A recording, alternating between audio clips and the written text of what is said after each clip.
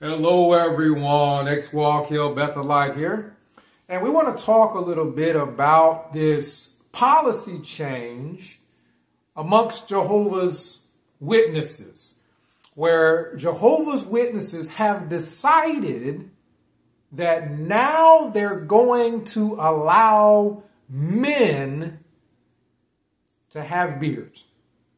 Now, as crazy as that's going to sound to anybody who is not a part of that religion, Jehovah's Witnesses for, I don't know, 100 years would not allow men to have beards. Just like if a man was involved with drunkenness, well, that man would not be allowed to get up on the stage and give presentations in front of the congregation. Just like a man, if he was involved with drugs, he wouldn't be allowed to get up on stage and present information in front of the congregation. Well, Jehovah's Witnesses for about 100 years treated beards the same way you would treat alcohol and drugs and immorality and everything else. And that just because a man had facial hair, you weren't allowed to get up in front of the congregation and present information. Now, this is not in the Bible at all. The reason this was a rule amongst Jehovah's Witnesses is that Jehovah's Witnesses have teachings that are extra biblical. They're not from the Bible. They are from their leadership. And one of the reasons why we call Jehovah's Witnesses a cult is because Jehovah's Witnesses treat the teachings of men in their leadership the same way a Christian would treat a teaching from the Bible. So with Jehovah's Witnesses, God and their organization of men were on the same level. So if the men who lead Jehovah's Witnesses said you can't have a beard, it was the gospel that you're not supposed to have a beard. And that's why we call it a cult. They follow men on the same level or above their devotion for God. It gets to the point where for Jehovah's Witnesses, their watchtower organization, the men that lead that cult, are on the same level as God. And that's typically the case with a lot of cults. A lot of cults, they put a man on the same level as God, and the man can teach whatever he wants, and people will just do whatever he says, and that's where it becomes dangerous. So Jehovah's Witnesses actually changed the policy, from my understanding, that now they will allow men to wear beards and not treat it as if it is a sin just to grow out a beard. And we've got to look at the full picture here, because you got to understand that these are meetings held amongst people at Bethel, people in the governing body. These are meetings, and this kind of gives you a glimpse. If you ever wanted to know when the governing body meet together, what do they talk about? Well, this is going to give you a glimpse, right? The Jehovah's Witnesses have changed the beard policy, and along with that, allowing men to have beards, along with that, they changed the field service requirements to be listed in their organization as a pioneer or auxiliary pioneer. So they lowered it. Piece it together with me.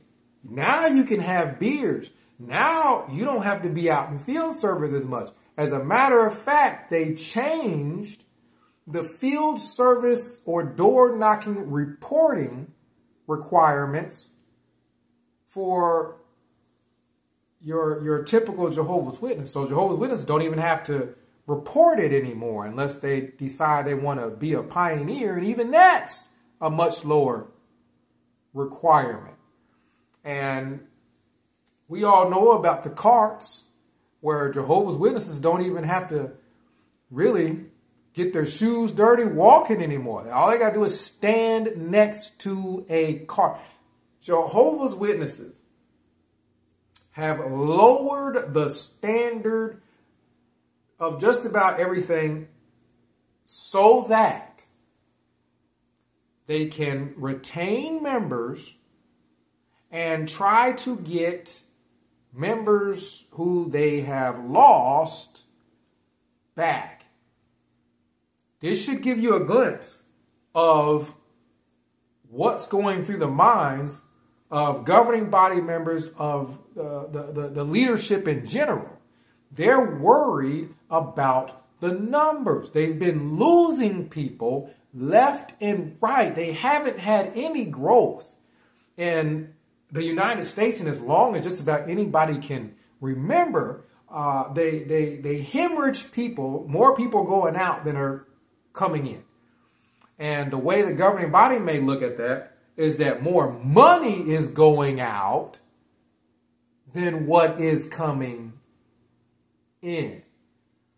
And so they're going to try to do what they can to retain members and also try to get a lot of the members that have stopped attending to come back by saying, hey, if you stopped attending the Jehovah Witness cult meetings and you've grown out a beard like Marcus here, and now you're satisfied with the way you look, you're happy with the way you look, well, you don't have to shave off your beard to come back to the cult. Keep your beard. We need you back. We're losing all this money. So now we know the reason why they're trying so hard to change everything to make it easier. They even changed one of the teachings about a person can decide well into the Great Tribulation and everything to decide that they want to join the cult. So Watchtower can't say this person and that person is going to be destroyed in Armageddon, because now they're saying people can decide that they want to join after stating that they don't want to be a part of the religion last minute. So as some people have said, people can wait to see evidence first before trying to, like, they've done everything they can, essentially, you know, to soften things up a bit and try to maintain members. And I think what will end up happening, right, is they're going to have to focus more on the shunning. They don't get as much lashback, as much, as many issues based off of pioneer hours or based off of beards. The main issue is the shunning. And Jehovah's Witnesses are known for shunning. Even though the website, if you look up on jw.org, their actual website, the organization itself is stating, hey, we're not making people shun others. Hey, we're not out to try to break up families. That's there on the website. But Jehovah's Witnesses are so accustomed to essentially wanting to take the easy route. And the easy route for Christians is I don't have to get along with or be nice to or be Christ-like to anyone unless they're directly in my congregation, because they can report on me. Essentially, Jehovah's Witnesses only want to be Christian when people are looking at them that can determine whether or not they can get a title such as be promoted as a ministerial servant or elder. So they only want to be Christian in the Kingdom Hall. But when it comes to their own family, oh man, they don't have to even talk to their relatives. They don't have to try to get along. They don't have to try to work through things. They can just decide, hey, if I don't like what you're doing, we don't have to talk about it. We don't have to work through things in the family. We just will stop talking to you. Why? Because you're not in my congregation. And in the eyes of the congregation, I'm Christian. As long as I get along with everybody at the hall. But behind closed doors, I don't have to be Christian.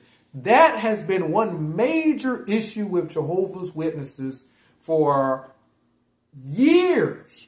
For as long as I can remember, is hypocrisy. Wanting to get up on stage at the Kingdom Hall and talk all about the Bible, but behind closed doors, they don't get along with anybody. They're not Christ-like to anybody.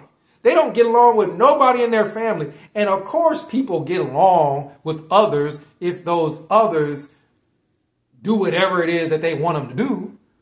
So yeah, a Jehovah's Witness will get along with somebody in their family if they do whatever it is they want them to do. If they join the religion, if they do everything in the religion that the person wants them to do, if they live their entire life the way a person wants them to live, we would all get along if everybody did what everybody else wanted. But we have our own individual choice. And because of that, it takes patience in dealing with people in our families, because you got diversity. You got people, some people that like this, some people that like that, right? And you can't just force everybody to do whatever it is you want them to do. So you got to love a family member whether or not they are in your religion or not. Jehovah's Witnesses have got to be probably one of the worst religions on the planet in regards to that. That they want to be standing outside next to a cart trying to teach other people about some religion where behind closed doors they're not Christ-like at all. They don't even get along with their own close family members. And it's typically over something small, like they don't want to go to the same religious services as they have, right? So that's what they're going to have to change. They can change the whole beard situation. They can lower hourly requirements. They can change some teachings in regards to when a person can decide they want to join the religion during the Great Tribulation. But they're going to have to get down to the bottom of all these Jehovah's Witnesses that want to be Christian at the Kingdom Hall and Christian at the cart, but they want to treat people in an unloving manner behind closed doors with their own family. That's what they're going to have to work on. Let's look at a scripture in Matthew chapter 5. Let's start off with verses 23 through 25. And I'll give you my interpretation of how this applies to our discussion. It says, "Therefore, if you bring your gift to the altar, and there remember that your brother has something against you, leave your gift there before the altar and go your way. First, be reconciled to your brother, and then come and offer your gift." Now, of course, we know what we're talking about here. A person who is offering something up to God, offering something up at the altar. Well, that's not going to be pleasing to God. If this person is trying to show that he's holy at the temple or at the altar, and he's offering all this stuff up, but he ain't holy behind closed doors, and he's got all these issues with people, it's like, no, first, in your day-to-day life, show that you're holy by reconciling differences with people, and then after you are holy behind closed doors, then come to the altar and offer your gifts before God where everybody can see you and everything to that effect. It's the same with Jehovah's Witnesses. You know, they want to stand in front of these carts in front of the public and look like, oh, we are doing the world preaching work. And then they want to get up on the stage at their Kingdom Hall services and talk about the Bible in front of everybody. It's like, no, first, reconcile some of these differences that you have with all these people that you're shunning and you're not talking to. And I'm not referring to people who are disfellowship because they decide they want to be members of that cult, and that's part of being in the cult, is the whole disfellowshipping thing. I'm not talking about people who are voluntarily deciding that they don't want people to talk to them if they take a wrong step. I'm talking about people who are not wanting to be a part of their religion. They can't be treating people any old type of way because they're not at the hall and it doesn't affect the view that that person is Christian or not, how they treat people behind closed doors. So first they need to handle this shunning situation, because the shunning situation is causing rifts. It's causing people to need to be reconciled. It's causing families to be in a state of ill repair for years. First handle that. Then get up on stage talking about beards. Let's go a little bit further. Verse 25 and 26. And I'll give you my interpretation of what we're talking about. Agree with your adversary quickly while you are on the way with him, lest your adversary deliver you to the judge hand you over to the officer, and you be thrown into prison. Assuredly, I say to you, you will by no means get out of there till you have paid the last penny. Jehovah's Witnesses like to try to get around things. I was talking to Serenity about this scripture, and she said that they'll probably try to say, well, if you decide that you don't want to be a part of my religion, well, then you're not my brother. And that means I don't have to reconcile with you first before I get out in public and present my gift to God in front of people at the hall and by carts. Well, if we read a little bit further down, it says, agree with your adversary quickly. So they can't get around this. They can't not say, well, this is just talking about people who are part of our religion in our little congregation, putting a show in front of them, and we ain't got to be Christ-like to our family. Well, no, it says you need to agree with your adversary quickly, or definitely put forth effort to try to do so. You ought not be the main person being the adversary by shunning your relatives because they want to live their lives the way that they see fit. See, you look at this scripture, and it almost is a prophetic scripture when it comes to Watchtower. Because what happens if you don't try to get along with your adversary? Well, it says your adversary about to deliver you to the judge. Your adversary about to tell on you. And in the eyes of the judge, well, this is going to cost you. Well, it's the same with Jehovah's Witnesses. They've been creating adversaries unnecessarily with their shunning and with people in these families who treat their relatives horribly.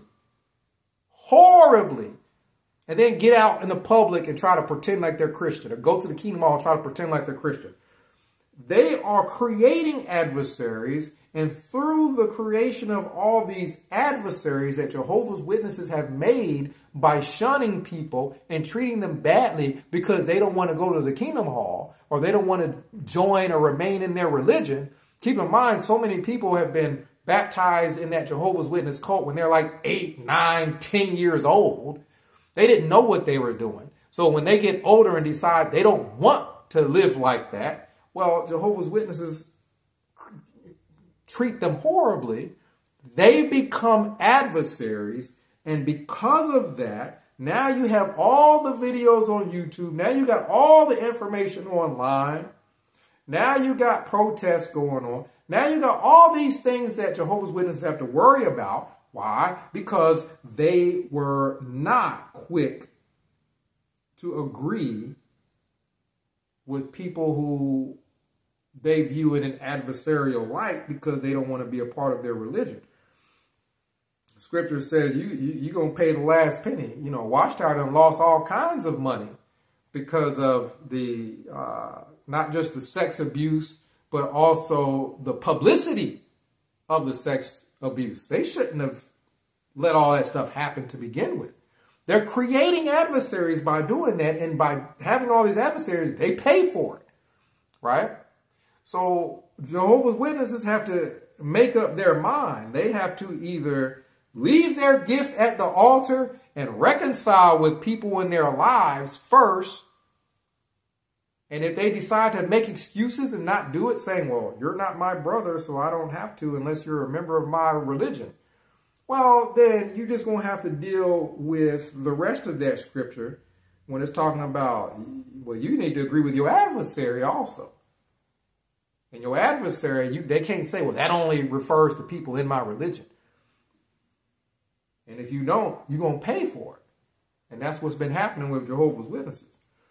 Let's also look at verses 43 through 44. It says, you have heard that it was said, you shall love your neighbor and hate your enemy.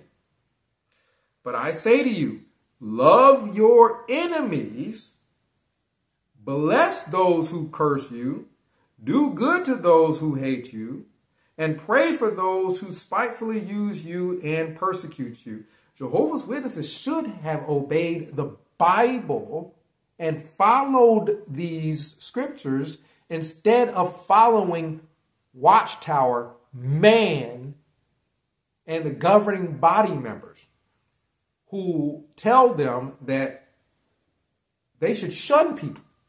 The Bible here clearly states to bless those who curse you and do good to those who hate you. I mean, it'd be hard to hate somebody who's doing good and treating you well. Watchtower tells them to do the polar, complete, total opposite of the scripture. Watchtower tells them to treat their family members horribly if they don't want to join the religion, or if they don't want to stay in the religion because their parents pressure them to get baptized at a very young age. And now that they're old enough to make their own decision, they don't want to be a part of it. Well, Watchtower tells them to treat people horribly. Well, by disobeying the scriptures and treating people and their families so bad and shunning people in their families just because of they don't want to be a part of their cult, they have to pay for it. Watchtower's got to pay for it now. Jehovah's Witnesses have to pay for it now. Whereas before, Jehovah's Witnesses would have been able to just peacefully do whatever it is that they wanted because they're following the scriptures and they're treating their families well and they're not creating adversaries by treating people poorly because they would be loving their enemies, and enemies don't tend to stay enemies long when you're loving your enemies and treating them kindly. Instead, they do the polar opposite. And now, regardless of whether or not they make it okay to have beards or make it to where people can stand next to carts for less time now because they're pioneers and they lowered the requirements, or because they make it to where people don't have to report time at all. they still have to deal with the fact that Jehovah's Witnesses for 100 years have done the polar opposite of what the Bible states. And they have created adversaries by destroying families, breaking up families, shunning people because they don't want to be a part of their religion, not necessarily even because they're disfellowshipped or because they did anything bad, just because they don't want to join their religion. They decide they want to shun people or stay in their religion. People don't have to stay in that religion if they don't want to. So because of this, Jehovah's Witnesses get what they get. And that is, if you're a Christian, divine judgment. If you're not a Christian, it's common sense consequences for your own actions. You've been causing all these divisions and all these enemies that you've made through the shunning.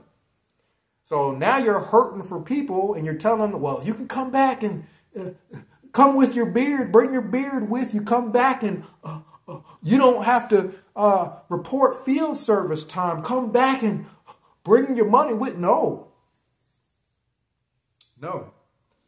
People are not falling for it. So that's my view on Watchtower changing policies to try to make it easier for people to try to come back.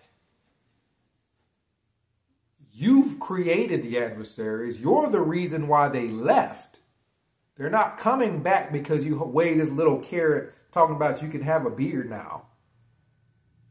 You don't tell grown men whether or not they can and cannot have beards to begin with. Let alone think, oh, they're going to be happy and run back to the cult now because they can have a beard. A person would have to be a complete idiot to go back and join a cult because the cult told them they're allowed to have a beard now. So comment down below. Let me know what you think. But my view is definitely that Watchtower is going down. They're hurting. The membership levels have been low. The money that they're bringing in is suffering as a result. And they have to stop the shunning, stop creating enemies. And until they do that, hey, they get what they get. X-Wall Kill Bethelite signing out.